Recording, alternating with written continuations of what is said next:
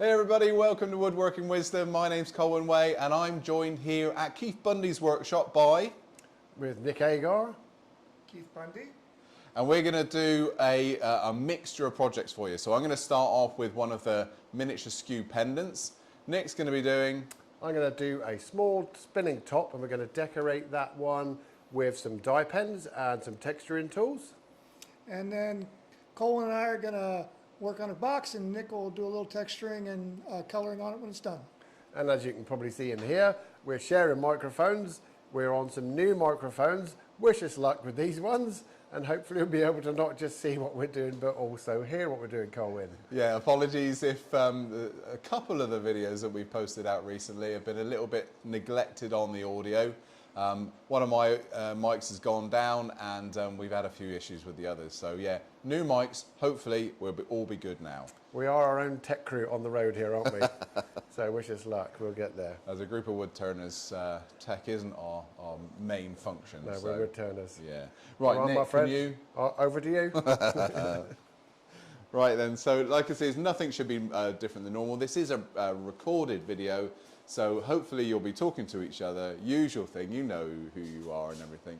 So what we're going to do now is just go through the motions. So Nick, if you could just pop to number, I don't know what number I think we'll try camera number 3, shall we? There we are. Fantastic. Number 3. Perfect. And we're just going to do that. So there we are. A nice little splay skew, German Colwin signature skew, of course. And we've just been playing around with these on the course we done last week at Aramont. We were just, this is basically a skills test, a little practice piece with making a skew with your skew. And I just find it quite a lovely little play on the word. But this was Nick's idea, not my idea. So I used to do these just as a practice piece, but then making them independent. It was lovely seeing all the students walking around with them around the neck. I'm not going to have this dangling around my neck for the demo, of course, for obvious reasons. But this one's going to be turned with the little 3/8 skew. Okay, so we're going to turn the skew with the skew, and hopefully nothing else. I've got some pens to decorate afterwards, so here goes. I can put my goggles down, and we want to go fairly quick on this one. I want to be up to around about 2,000 RPM, I reckon. Nice and quick. We're doing a nice push-pull cut with the skew. You've seen me do this before, so back and forward. This is a lovely height. This is a little bit higher than I'm used to. Higher than the norm for me, but it's a lovely height. I'm not sort of leaning over in any way whatsoever. Everything's right in front of me, and for small pieces this works really well.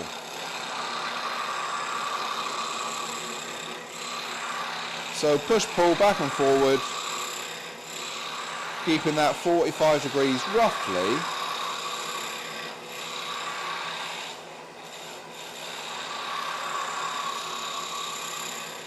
There we are. So the handle is going to be down this end.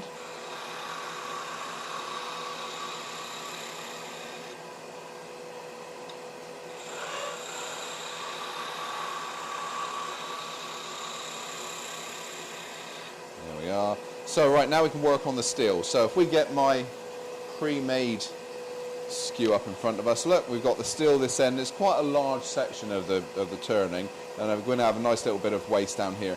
Normally I would hold this in the chuck so I could part off quite simply when I'm nearly done, but we're just going to go almost there, then I'll just snap it off at the end. So let's go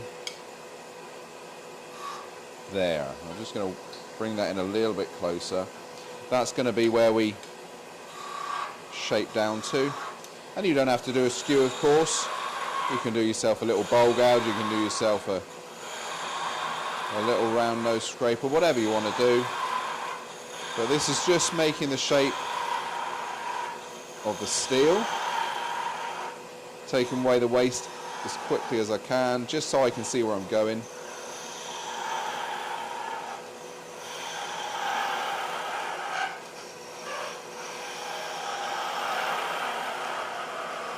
Now that'll do us for the minute. You can see that lovely splay. It's a little bit lumpy. Let's take those lumps out. And then the ferrule.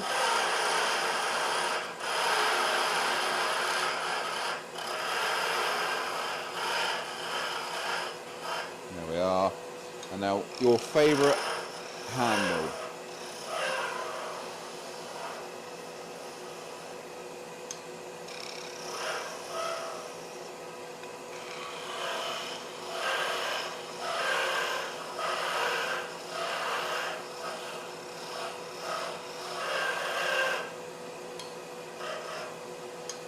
We'll stop in here, so this is going to be a crown skew, so you know what a crown handle looks like. They're really nice, nicely shaped to the hand, so we want a nice dip here.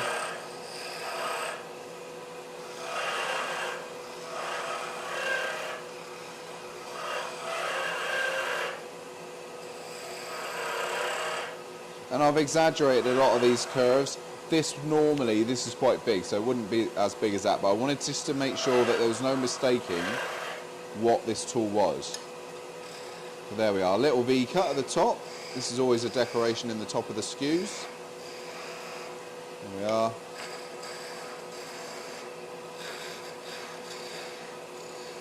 Now I'm going to do a little bit of sanding because I want to put some decoration on this one. So let's go with a fairly coarse one to begin with. The ferrule, of course, will be a nice brassy colour.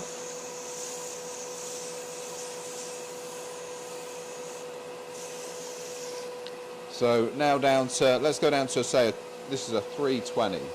This is just going to help my pens glide across the surface when we put the decoration on.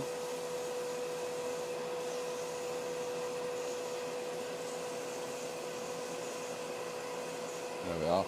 Right, we'll stop the lathe just to have a quick look at that before we carry on. And I'm going to do some of the decoration now, but the actual silver for the steel itself, that has to be done when we finish sanding. There's no point trying to do it now because we're going to sand half of that away. So let's start with, this is just an acrylic marker. This is going to be our ferrule. Okay.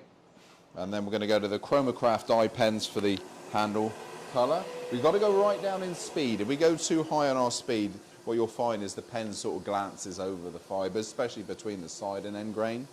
So nice and slow.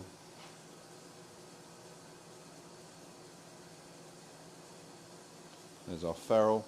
And then I've actually picked an orange for the handle, which sounds a bit weird, but actually comes out the perfect colour for a pendant. But you can put black, depending on where you buy your signature skews. If you go to Germany or in the States, in fact, some of them are supplied with black handles. In the UK, of course, they are just ash handles. So you might decide just to leave it ash colour if you want. There we are, that's the start of that one. Lathe speed back up again. And I'm going to part off. Again, we'll part with the skew. Go a bit faster, up to that 2000 revs again. Just watch it. If you've got your dust extractor on at this point, just be careful. Now, even though I'm holding between centres, I am going to part off, but I want to slacken off some of the pressure. Okay.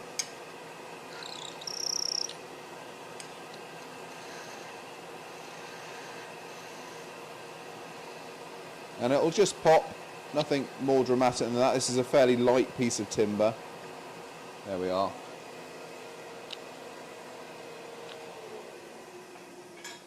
All I'm going to do, look, is just take that off.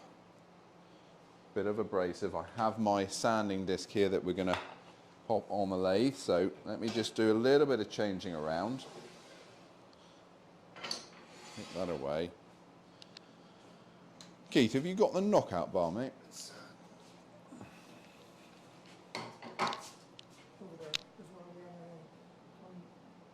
Oh yeah, beautiful. So we're just going to take out our friction drive. So this is a ring drive. You see me use a ring drive so many times. And we're going to add the chuck. Again, you've seen this being done so many times. This is the little faceplate ring. So we've got the SK114 here, C-jaws, faceplate ring. That's going to go over and expand into that. There we are, and I'm going to take the handle first just to clean that away. Then we'll have the lathe running again. Not too fast. 1,000 revs is about right. I'm sorry, guys, I'm going to make a little bit of dust.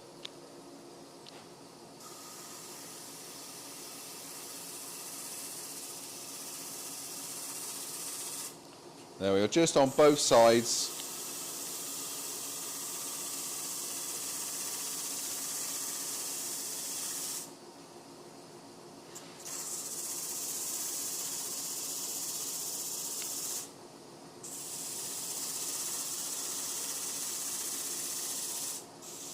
And if you know the skews, the signature skews, you know that they taper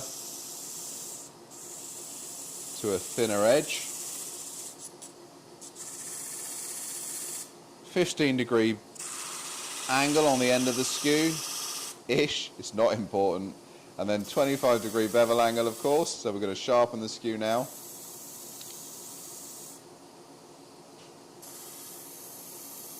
There we are. Let me just take a little bit of abrasive to that and just deburr.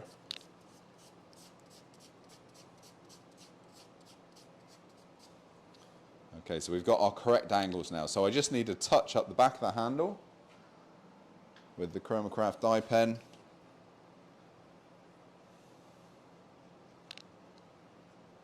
I mean, you can literally make these every couple of minutes, hand them out if people are watching at your craft shows, at your club evenings, those sorts of things. They make great little gifts. Then we're going to go to another acrylic pen. This is the silver. I'm just going to fill in the rest. You can use paints. I'm going to rush this because I've got Nick desperate to turn his dot.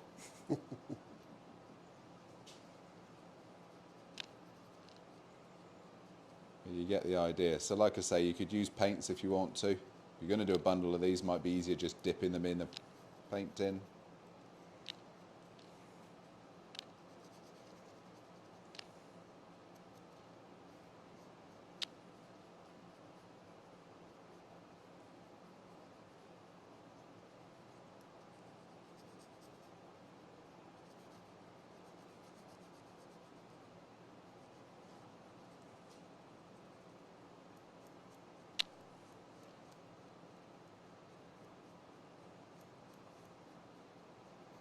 There we are. So that's the skew pretty much finished. Quite a bright orange, that. But there. And then, well, of course, we're going to end with a little screw eye. I haven't drilled this, so I'm just going to bully it in 2 seconds. Let me just get one of the braddles. I'll come back to camera. Just going to make a small hole. Braddle would work much better. Just start the screw eye off.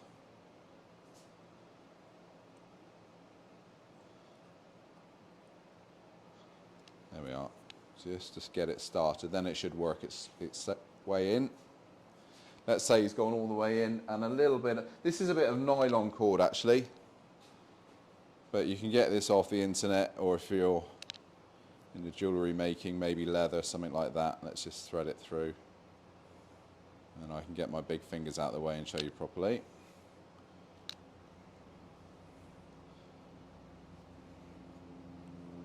Beautiful job. There we are. Then you have your finished skew. Just remember, don't put it around your neck when you're turning. Put it inside your t-shirt or whatever. It's not the safest of things if you are going to try and turn with it around your neck. There we are. Hope you enjoyed that. I'm going to pass over to Nick now. He's going to come and do a spinning top and decorate with more of the die pens. Nick, I'm just going to get this sanding disc out your way and hand over to you. Wonderful. Being cameraman and audience, it's all fun, isn't it, Keith? You know, it really is. Okay, so I've prepared a small blank of the soft maple, the same wood that Colwin was just using. And it's right here. So to save time, I've already rounded it and roughed it down, and It's funny when you're working in somebody else's workshop. I'm bad enough where I put things behind me, but it's funny where things just disappear in front of you, isn't it, you know? So, going to open the jaws up. These are the C jaws on the SK114. They'll grip this perfectly nicely. I've got quite a lot of material sticking out here. May have to have a little adjustment on one of the cameras to get us in the right place, because of course we had it set up for Colwin with his skew, and we might have to change the camera a little bit for the end shot here, but we'll move forwards. I'm also going to be wearing a visor, because unlike Colwin, I'm wearing spectacles, and spectacles and safety goggles never really work. So the sound may change a little bit. So off with my hat, on with the new. First of all, I'm just going to take a 1/2 inch bowl gouge and just true the piece up. Remember where the controls are, because everything's different. Adjust with the gouge in the shearing position. Just come along with the flute pretty much closed.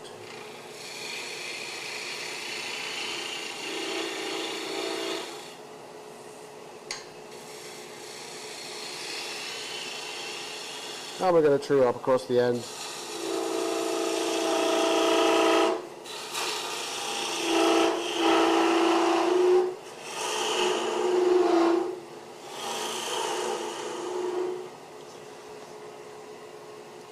A little bit more stock than I needed. And yes, now you say it, Colwin, working on a lathe that's so much taller, because Keith's a little bit taller than you and I, Yeah. It's a little different, isn't it? Makes a change. Normally everything's a little lower. So here we are, set the tourist up. I'm using a robust tool rest, and this is actually one of their new shearing rests, which you'll see doesn't have such a lip sticking out, so that for me, I love this when I'm doing bowl turning, because I can drop the handle right down. So if you're wondering if it looks new, it certainly is. Okay, we're going to clean up that bottom edge. I'm going to use a Crown 3/8 spindle gouge and just start to put the point on this spinning top. It's quite a large spinning top, so that you see a little bit more detail that we're going to put on for decoration. Again, cutting just below the center of the flute there with the thumb behind it. Just bring the cut in, get that nice slicing motion into the wood, and you'll see the finish is certainly improved versus the last tool. It's a very nice cut, this one. And of course, you can also do that with a skew, should you like. I'm going to turn a little bit at the back of the top, just so I'm familiar with the edge. And then we'll just take a little look at that shape, see if I can't correct it. I'm going to keep this really simple.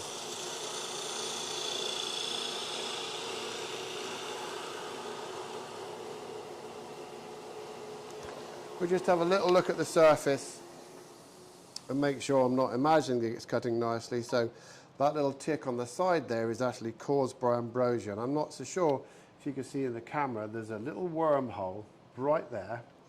And the ambrosia maple will only discolor where the worm has been. It carries a fungus on the worm, which is what stains the wood. And it's really pretty. You get some very striking stripes through it. And I picked the most boring piece I could find because I wanted to decorate it. But for those of you who love the figured timber, that's what ambrosia maple's done. And it just happens we have the perfect point there to show you. Anyway, well, on with this part at the moment. I'm going to just clean that up. I don't like working with an untidy edge, even though this is the back of the top. I'm only going to decorate the front of this one.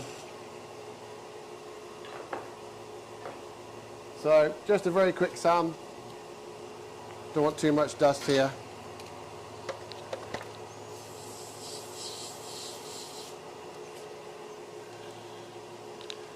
$220,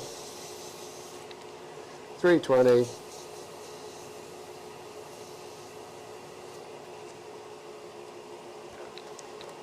And actually sometimes it'll burnish before and after. Doesn't hurt, get the sort of shine on the surface of the wood there. So you can see just by putting a handful of shavings on there that we got a little bit of a shine. Right, to decorate this, Yes, one can put a series of little lines using the skew on its side. I'm actually going to be using some of the Crown texturing spiraling wheels, which hopefully you'll be able to see here on the camera. And we'll use both sizes. What I've done is I've taken off the hollow bar, which has a flat on, which allows us to orientate the tools at any given position and keep it there, because I like personally to have a little bit more freedom as we're working these patterns. And one tool alone will do a multiple pattern on the surface. But let's just have a little go with these and see how we move forwards. Notice there is a beveled side and a flat side. And I've loaded the nut on the larger tool so that it's away from the wood that I'm decorating. And with the smaller tools, I've also taken the barrel off, and I've orientated the screw that does this up, and provided the lathe is in forward rotation, this constantly does itself up. Same thing, beveled side towards the wooden surface. Let's start with the finer pitched tool in the center, and then we'll work our way out. So make sure that your tool rest is pretty much on the center height of rotation when the tool is laid flat. That's a good place to sort of aim for. Your speed, you want to come up from slow, as Colwin's always rightfully saying. Really want to be around the 400 or 500 RPM for these smaller tools. And make sure you've got room to work so that you're not going to jam the cutting edge up against your tool rest. You should be quite safe to get your hands quite close to that rotating wheel because it's going away from you. As long as the lathe isn't in reverse, then you could of course pinch your finger, but it's quite safe to get your hand close. I find an overhand grip, and you'll see that I have full contact with all that I can of the handle, large or small tool. And elbows by your sides gives you a kind of fixed position, and then I'm going to pivot into the surface when I decorate the wood. If I push, it's probably going to slip off. So it's better to just pivot in and find that point. So I'm going to close my visor, get this going to a speed that I feel comfortable. Just double check the tool rest, and we'll get about our business. So I'm going to be looking down from above and make believe in my mind that the top little triangle of that cutter is going to hit about 3 or 4 mil away from center. And that's just pitching the tool over maybe at 1 minute past 12. Let's go to 1 o'clock if upright was 12 and get a little bit more of a spiral. Now I'm going to bring in the next pitch, which is somewhat larger. You can hear the difference there. We're going to go to about 2 o'clock with this one also. Can hear the different sounds. Let's just have a little quick look, show you what we're doing. So we've got some nice pattern coming on, and you can see how much the difference of rotating that tool does. Don't want to go too far over because it can turn into a line. Now let's go to the bigger tools, and we'll go to the fixed one first with the finer pitch. And just hold it in place, slowly sneak up on it. It's really nice. This one again, going to go over to about 1 o'clock. And almost upright, just on the outside here.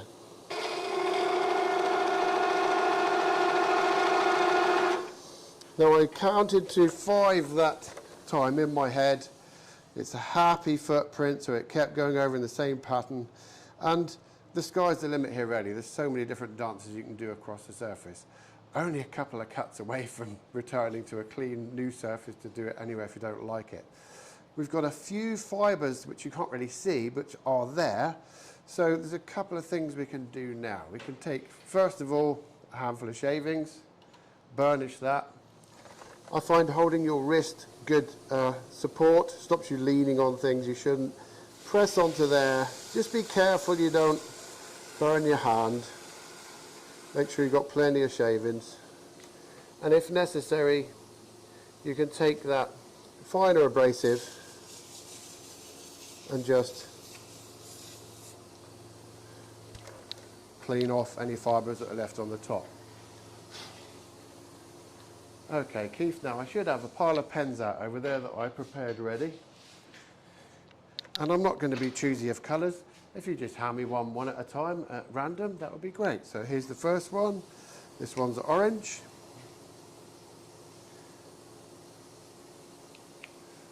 Put that behind me, and the next one happens to be my favourite colour, teal. It is one of my absolute favourites, you're right. It's just a really yummy colour. What's next? An olive green. Great for doing basket illusions, that one. Cobalt blue.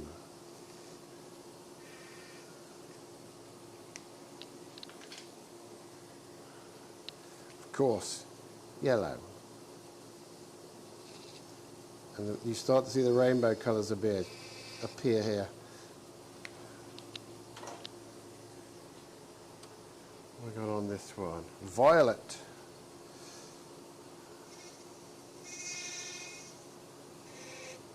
I always remember Violet Beauregard off Charlie and the Chocolate Factory. All right, now I should point out, and the camera may or may not be able to see here, these are chisel pointed, so they're pretty robust. You can turn them on their side, or you can get kind of a fat bit of the tool, of the pen, should I say, going over the surface. But when we stop this, that should be quite a striking result. So wow. Almost like a sort of Mexican hat, if you like. That's fit for any party. So now I'm going to get on to the other side and work on the top end here. So we'll just the tool rest, take these decorating tools off the lathe, put them behind me. I'm going to remove some of the stock with this 1/2-inch crown bowl gouge. Just make some room. Got loads of material here, quite safe away from the chuck. Make sure everything's good and tight.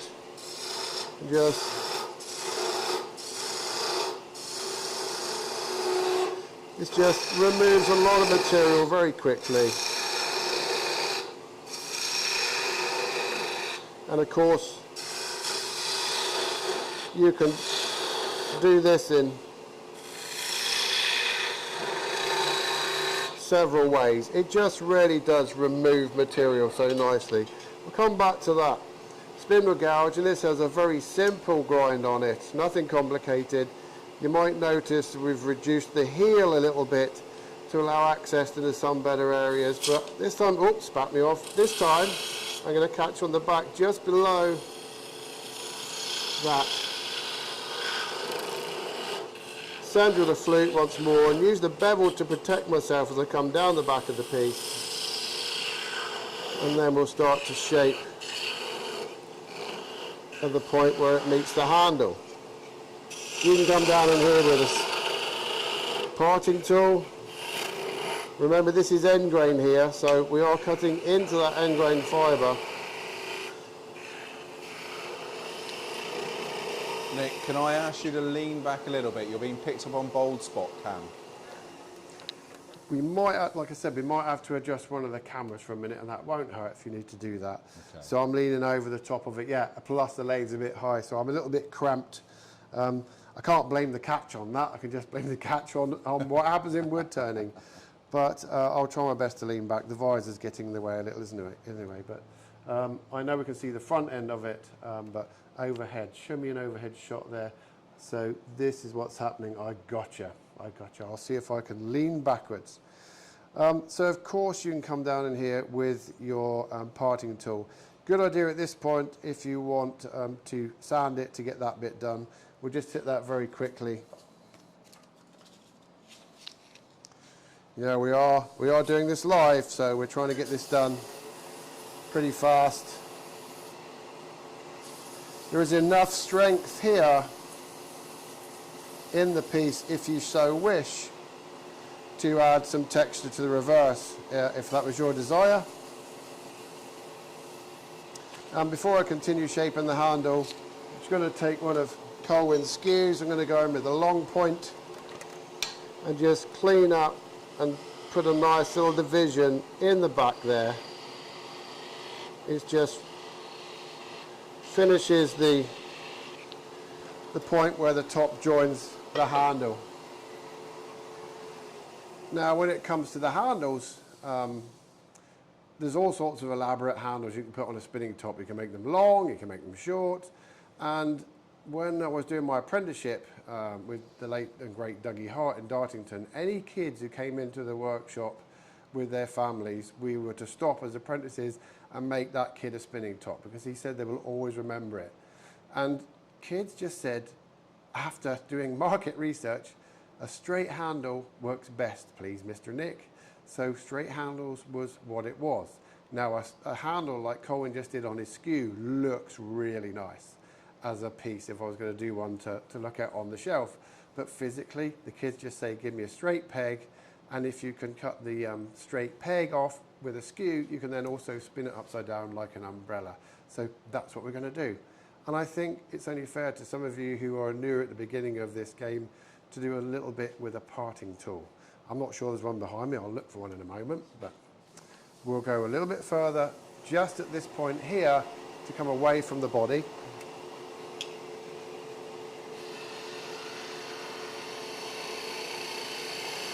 Remember, we can't go backwards. Once we've started, we can't go back and start turning up here. We're finished. Make a little bit more room.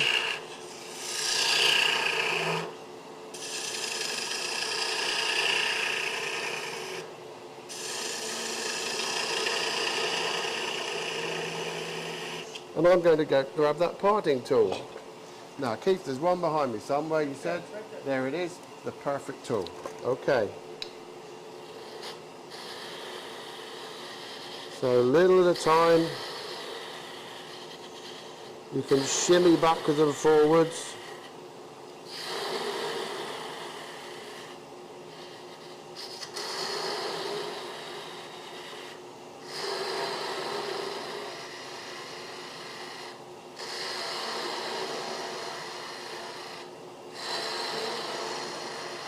Almost to length now. I think to give me a bit more room to sand, I'm going to take a little more.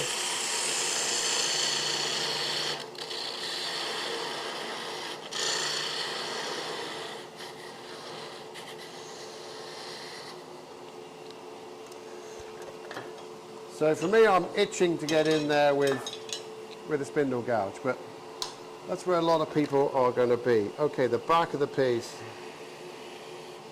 Just shearing it down there. Don't want to go too thin there until I've sanded that. But I'll find some good old sandpaper back here. I think we need to leave Keith some sandpaper, Colwin. He's worn it all out. Hello. I had a guy come on a class with me once, who's from another country into the UK. And he turned up and he said, oh, I've brought my own abrasives. I said, well, you don't need to. We supply all of that. And I looked at them, and most of them had less grit than the ball patch on the top of my head. I said, how long you had this? He said, oh, about 5 years. There's still a little bit of life left in it. And I said, you know, you've got to treat sandpaper like it's somebody else's, you know, and be prepared to throw it away at the end of the job. Okay, so we're nearly getting ready to parting off. Make sure everything is in order. I'm going to take that lovely skew of yours, Colwin, here. Do be careful of any sharp edges if you're parting off and holding your hand next to something here. We're coming in clear behind. I'm just going to slowly take that down. And as Colwin has shown you many times, that gentle hold as you slowly bring the tool down to part off. Turn the lathe off. We'll see if we can give it a spin in a little while. But that is what it looks like. And we'll try and bring it close to that camera. Beautiful. So now. very simple shape, and where the weight is thrown into the shape is a thing that's up to you. It's best to stay away from spalted timber actually, because some of these little lumps can actually make the spinning top wobble a little bit. This one will also spin upside down like an umbrella. I won't attempt that now onto the lathe because we've got 2 other guys here waiting to do a box, and that's what we're going to come on to in a moment.